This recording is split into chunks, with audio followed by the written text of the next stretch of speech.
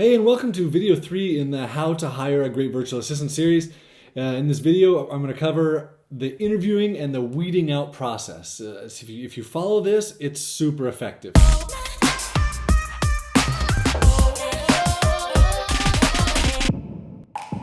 Well, there are lots of ways to interview. What I'm about to show you is my way. It doesn't mean it's the right way. It doesn't mean that there aren't better ways. This is just my way of doing this. A lot of other people will teach you other ways of doing things, and that's perfectly fine.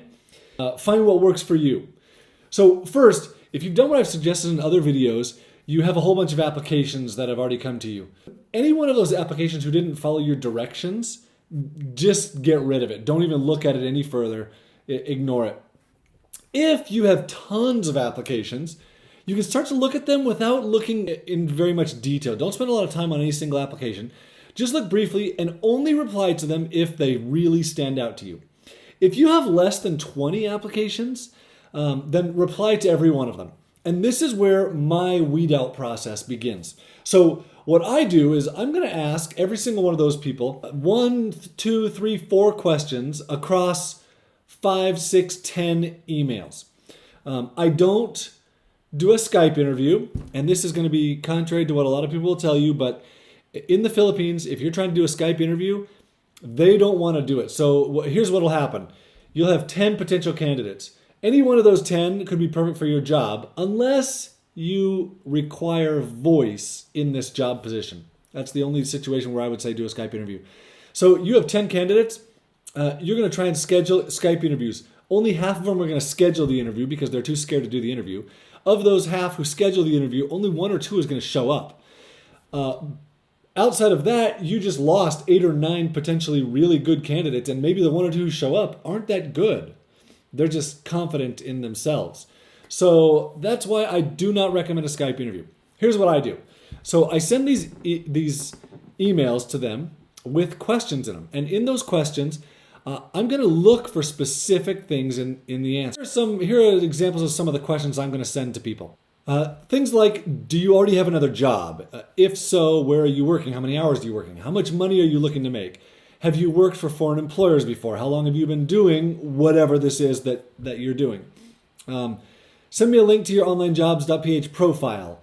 Send me 3 references and examples of your best work. Tell me about a problem that you've had in the past and how you solved it.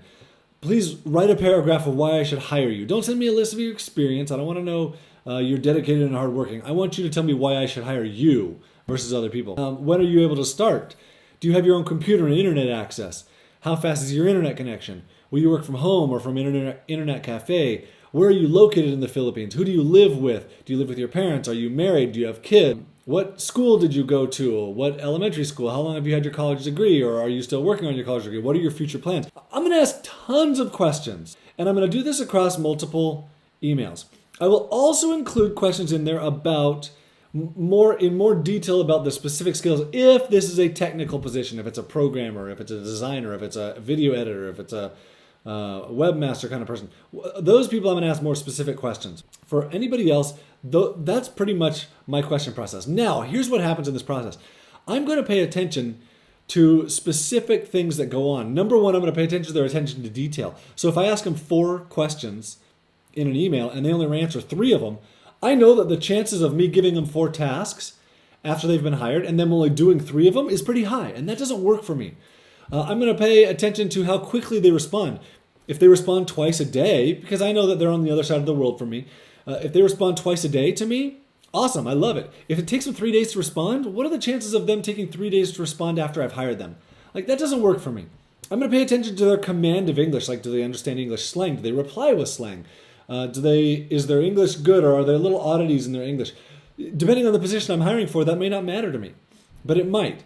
I'm going to pay attention to their variance from their profile on Onlinejobs.ph, which I'm not going to look into detail at their profile at first, but after a while I'm going to look at their profile. So in doing all of these things, what I have found is that most people are going to weed themselves out. Most people aren't going to stick with this process. They're probably just going to stop responding to you. Of those that go through the whole process, I'm probably going to get a gut feeling for which one of them I should hire. Based on the responses I've gotten, you're going to see, like, this person has better skills than this person's a different cost than this person. You're going to have a pretty dang good idea of who they are. If you're undecided still, now's a good time to do a test. You can have them do a test task. There are a couple key things here. Number one, let them know it's a test, and if you're doing it to multiple people, let them know that there's multiple people taking this test. That's important. Also, let them know you will pay them for the test and tell them how much you're going to pay them, and tell them you're going to pay them regardless of how the test turns out. Otherwise, they're super hesitant to do work without getting paid. So that's a really big deal. So at this point, you're ready to hire someone. If you do the test, hire whoever does it best. So you've hired someone now. You're at the point where you're ready to start working. In the next video, I'm going to cover the first thing, like the hiring email and the first task you do and what your goals are with this. I'm John Jonas from Onlinejobs.ph, the largest and safest marketplace for finding virtual workers in the Philippines.